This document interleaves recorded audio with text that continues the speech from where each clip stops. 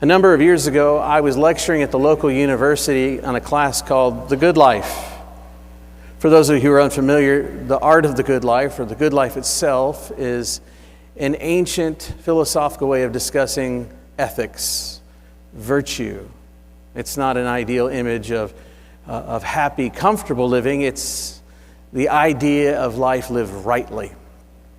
And so we're discussing all kinds of ethical questions and challenges and even our own history. We are probing the history of our own nation and our own communities, asking ethical questions, scrutinizing it. Somewhere along the line in the debate of the class, because the class would often erupt into a debate, somebody said something about that grisly time in American history called the Civil War, that they could not believe it, that ever in our country there would be a group of people who would think it would be morally okay to own another person as a slave. It was a young white man sitting up to the right of the class. And then he goes on to say that if he lived in such a time, he would never, no matter where he lived, no matter what state he lived in, no matter the governor, no matter what, he would never, ever, ever be a part of the slave trade in our society. Now, he is speaking with moral outrage about slavery. And rightfully so. Slavery is something that is absolutely evil. But dare I make a suggestion about this young man? His idea is hardly heroic, hardly virtuous even. It's no thing to say today in 21st century America that you're against slavery. It's not really ethically heroic at all. It's just kind of, yeah, of course you are. But I think he felt like he needed to say something about himself. And then over here in the back corner is an African-American gal. She goes, please. Now, they were all friends in this class, so they could debate in love. And I said, well, what do you have to say? And she said, please, you mean to tell me that if you were living in that day and time, you know for certain you would have been an abolitionist? You know for certain you would have been morally opposed to slavery? Yes, I would. No, I don't know about that. And the class erupted in debate, and other examples came to the fore. Someone said that if they lived in Europe during the Nazi occupation of Europe, they have no doubt in their mind they would have hid the Jews in the attics of their homes. No worries, no questions asked, no fear. That's the right thing to do. Still another person said, if they were alive during the civil rights era, they would have been marching right next to Dr. King in the front of the lines. No fear. That's the way it is. That's right. Everything else being wrong. Well, I think it would have been right to do all those things. But we have this sort of sense of presentism in our society. Have you ever heard of presentism? It's the idea that we normalize what our values are today and we look back with harsh judgments over the past. We skip over all the difficult things of culture, of education, about the way things have always been, about going against societal grains. And we think to ourselves, we would live the moral understanding of our present 100 years ago. I don't know if that's the case, if we're honest. Now, I'm not justifying presentism, and I'm not justifying a nostalgic view of the past as if it were somehow something we can just gloss over. Nostalgia should be reserved for holidays and gift cards, probably not huge moral conundrums. That being said, I do believe our society is faced with looking into its past, not through the lens of today, but to truly try to understand what was going on then. And only then can we start getting at some of the real challenges of our moral imagination. I think such a pursuit is actually necessary for the way we engage scriptures like this very one. You see, most of us have some sort of training in the Bible. You went to vacation Bible school, or like little Ruby, you were at church camp and you heard about the widow's mite. Maybe you've been going to church your whole life, or maybe you even went to school and studied it. We got some sense of experience of the Holy Scriptures, but I have this warning for all of us. Caution. Because if you're comfortable with a good book, caution. If you're comfortable with what it says, caution, you may be too comfortable with it. You may not be reading it at the depth that you need to read it at. As one professor of mine used to say to me, son, when you read the Bible, you find the Bible reading you. So when we come to a text that's enlivened by the Spirit of God, it begins to wrestle in us, and we can take things for granted. Take, for example, this scripture, this confusing text in Matthew's Gospel. There Jesus tells his disciples that they will be judged according to who their teacher or master is. And he even goes on to say, if you're, underneath the authority of Beelzebub or the devil, people are going to say that about you or whatnot. They're going to judge you if they don't like you to say, hey, he follows the path of Beelzebub. Because we do share some of the teacher in our life, their influence, or we share some of their reputation. I went to study for my PhD in theology, and I had a professor who was a true genius. One of the rare geniuses I've ever met in my life. Brilliant beyond imagination when it came to metaphysics, philosophy, theology, history, recall. Not so good with the personality. You might even say that he had some personality challenges. He could enter into a debate with somebody and rip them apart, leaving their argument tattered into pieces on the ground, but also leaving the dignity of that person tattered and on the ground. It's not a good look when Christians behave ungracefully. Well, I was at a conference once, and I was lining up for this buffet, and there's a guy next to me. He was what they call a radical theologian. This means he was an atheist theologian. So he studied theology, but he was an atheist. I don't know why you would do that. Seems like a waste of time to me, but fair enough. And so he says, well, who's your doctor vater? Who's your professor? See, we judge each other by strange things in academia. So I told him who it was, and then he began to sneer and make comments and say all kinds of negative things. And then for the rest of the time we were together, he treated me like I was my teacher. So I found a guy who's at a top-tier teaching post at a top-tier school who studied with my professor as well. And I said, well, am I ever going to be able to find a job having a reputation of following this guy? And he says, well, you will have a reputation that you're here and that you're going to slash and burn things, but people will get to know you and know that you're not like that. Okay, fair enough. We are judged by who we follow. And if you're a Christian, a little Christ, if you're on the way of Jesus, if you're a disciple of Christ, which means a learner or student of Christ, Christ being your teacher, if that is you, if that's what you want to be, if that's what you claim in your life, if that's what you aspire to, then you will be judged accordingly. You will be judged by the same metrics that people judge Jesus. And he tells his disciples in that moment, be very, very aware of this. People will judge you. But don't be afraid about suffering bodily harm. Don't be afraid of dying. Be rather afraid of he or she who can kill your body and your soul. You see, I think one of the things that we fail to remember in our present when we look back in the past at this text is the real life and the stakes for following Jesus. Jesus Christ came and claimed to be the Christ, the Messiah, which is already controversial enough. The anointed one from God. I'm the spokesperson of God. How does that play with you if I were to walk around telling you that? You might say, well, who's this guy? What's he know? Where's he coming from?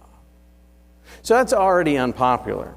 But then He says, my gospel, listen to my gospel, is to bring the kingdom of God. And as we discussed the last 2 weeks, this is a political concept. Jesus is establishing a new order in this world, a new way of accounting for justice, a new way of accounting of who's in and who's out, excluded and inclusion, a new way of seeing the world, a new way of finding power in the world. In short, we like to say Jesus came to turn the world upside down. It's an easier way to say it, no less comfortable, being turned upside down.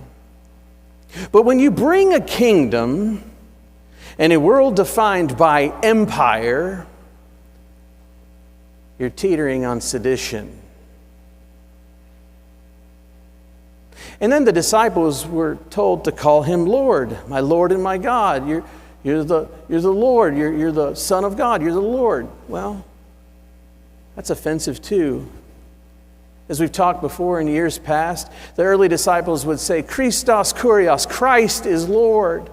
But in that day and time, under the shadow of the Roman Empire, nobody was Kurios, nobody was Lord except for Kaiser. Kaiser Kurios, Caesar is Lord. Yet in the midst of all that, Jesus is saying, your 100% allegiance belongs to me. Not me and a little bit for the nation, not me and a little bit for the empire, not me and keep some room for Caesar. No, Jesus is Lord, and that kind of thing is sedition, and it will get you killed, and it got them killed. That's the thing. It got these early disciples hung on crosses, which was a death fitting a traitor. In the midst of all that, Jesus says, now you're going to be judged because you follow me. Now don't worry about dying, because you may die. And there are worse things than death. There are worse things than death. What are they? Jesus speaks of one who doesn't just kill your body, but kills your soul. Earlier in the 9 o'clock service, my friend reminded me that there's a great movie with Al Pacino called Scent of a Woman, where he says, Charlie, nothing worse than a broken spirit, Charlie. I think that was a great impersonation, by the way. Don't you guys agree? Okay, just agree with me so I feel good about myself. Nothing worse than a broken spirit. What's that mean? Well, you and I, we don't live in the same world as the first century Christians. We're not often facing cross death, are we? And though Jesus wants our total allegiance over every other political structure in the world, we live in a world with a political structure that makes room for our belief. We're not risking that very often. Are we risking anything? Well, some people in the world are. Colleen and I, we have a friend named Villy. She is brilliant. She's a scientific mind. She's a psychologist from Eastern Bloc Europe. She grew up under the weight of a communist regime that made it illegal to be a Christian. And one day, we were out to dinner with her and her very brilliant husband, and she was talking about how she came to know of Jesus. And I was talking to her husband, so I really wasn't paying attention, but I heard her say this phrase. It came across the table with me with just an aggressiveness. She said, and that's when the persecution began. So I looked at her husband and said, time out. Tell me more about this persecution. What are you talking about? I want to know your story. Well, she grew up in a place where she never heard of the metaphysical character called God. Can you imagine living in a world like that? God, such a foreign concept to you. Her and her friends were reading this biography about this pop star, Michael Jackson. And he kept talking about God, and so they got curious. Who's this God? Let's go find out who God is. The Lord works in mysterious ways. Amen? Through the pages of a biography about Michael Jackson, this led them into a seeking spiritual search of a kind I've never experienced personally. So as they went home and they looked for their parents' books and libraries, one of them found a family Bible, and not a Bible that they drew inspiration from. It's kind of a Bible that was kept under lock and key because it had elements of their family tree. They weren't looking at this Bible to read about the tree of life, just their history. And our friend Billy talks about how one night she'd been studying this Bible, and one night she was in her room. Now she's a woman of science, and she's in her room and she's reading. She's poring over the pages and during university, and she's reading the Gospel of John, and she says she has a mystical experience, a mysterious, miraculous encounter. The room lit up, and there was a warming sensation, and I don't know what else, but it left her changed right there in her bedroom. And then the persecution began. That's where I started hearing the story. I said, well, what persecution? Because I know we like to tell stories about maybe how persecution's coming for our Christians in America and that, and, maybe. But my life has never been threatened, nor have I really suffered what she suffered. She suffered the indignities of public shaming, male professors claiming that she had done things with them, lying about her character, grading her in particular ways. Because if you know her, she's an enchanting person, but she also doesn't keep her mouth shut about what she thinks and believes. And so she told the world, and the world turned on her.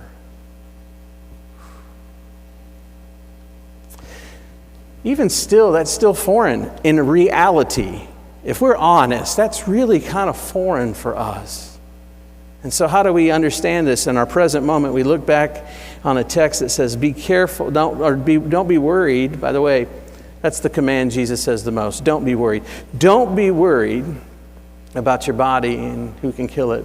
Be worried about that kill your soul, your identity, that can wound your spirit to the point where you have no spirit no longer. Well, I don't know, but maybe if we're not experiencing this as something, maybe it's because we're just not living as Christians very well. Maybe if we lived in such a way that said, I'm going to take care of children who are unwanted by their moms and dads, that we'll have neighbors turn their nose at us and go, how many kids are they going to have? Maybe if we realize that there are kids out there who are older and maybe had some trouble in school but don't have a home to go to, we'd foster them because they need love too. And we, to follow Jesus, says love those kids no matter how many difficult phone calls you have to have with the principal or how many times you have to leave your office to go intervene, to show someone that has been unloved that they're actually loved. Or maybe it means enduring being made fun of because you actually give money to the church and you give money to organizations, and if you were just smart, you'd put it all in the bank and save it up anyway. Inflation's always coming, isn't it? Recession's always around the corner. Save it all up. Scarcity mindset. People make fun of you for it. Or maybe it's we suffer. We would suffer more. If we were really following Jesus, we would suffer more by having our calendar interrupted by the divine appointment we find ourselves in, where somebody did not make an appointment on our calendar, but God made it, and a person showed up and needed our ear, needed our love, needed our time. Oh, in our society, if you give people time and an ear, that's a radical thing. People pay money for that because they don't get it. Oh, friends, maybe we're not following our teacher well. I think if we were following our teacher, we'd realize that we're the weird ones. We're supposed to be the weird ones. The ones whose allegiance is to God and not to our bank account. The ones whose allegiance is to God and not even the structure of our country. One whose allegiance is solely to God through Jesus Christ, regardless of our comfort. And church is no longer about comfort. It should never be about comfort. This is not supposed to be a place for comfort. It's supposed to be a place of your safety. But it's supposed to be a place that includes the weird ones in the world that the world wants to leave behind. And that's how the church was built. The early Christians were the ones who were weird enough to love those who society said was weird enough. And if we're not accepting folks that are deemed unworthy or weird enough, maybe we're just not being the church.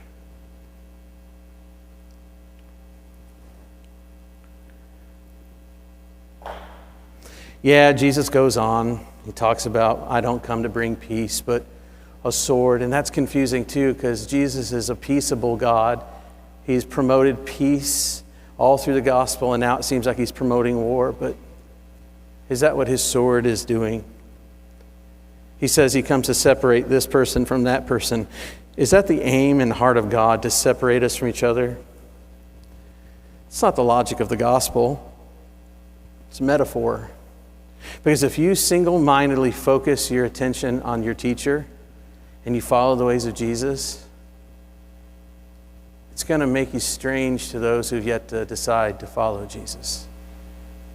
Y'all have had dinner tables at Christmas and Thanksgiving in these recent years where maybe people in the same celebration didn't vote the same way as you. And you have a debate over it, right? We've had that. And if you haven't had it, you've seen it in the movies because it's so common, it's boring.